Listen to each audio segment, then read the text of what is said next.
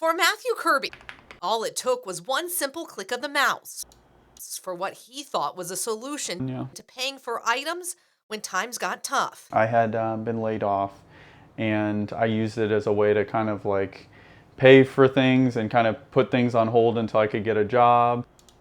But the job didn't come as fast as he'd hoped. There's an option, so like a firm, or you could put it on a credit card. And the payments he needed to make on the items like groceries and home goods he had bought started to add up. And it just felt like I wasn't making progress. It was just snowballing. Snowballing into the effect of $30,000. So it reached a point where I was like, yeah, I gotta do something else. A report out from LendingTree shows a spike in the number of consumers who have fallen behind on at least one payment, which puts them further into debt as fees and interest rates kick in. Buy now, pay later can be a little bit slipperier. It can be hard to remember when you've got multiple BNPLs outstanding. Financial educator at Money Management International, Thomas Nitsche, says you can quickly find yourself in trouble with buy now, pay later. It really is when you start to get multiple that are overlapping and you sort of lose track of how many you have. And usually it's folks who are also carrying a lot of other types of unsecured debt. He says they get calls from people all the time looking for help getting out of the hole,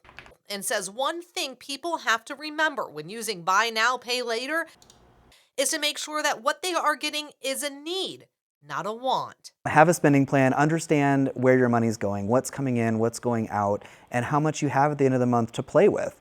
And if that payment fits into that budget, then great. As of about 4 months ago, I am debt-free now. He was grateful he was able to climb out of the hole while learning a big lesson along the way. I would caution and just use some wisdom on like the purchases. Do you actually need it? Another tip that Thomas gave me is that if you do find yourself with a buy now, pay later late fee, don't be afraid to ask the company to waive that fee if you can show them that you can make the payment that is overdue.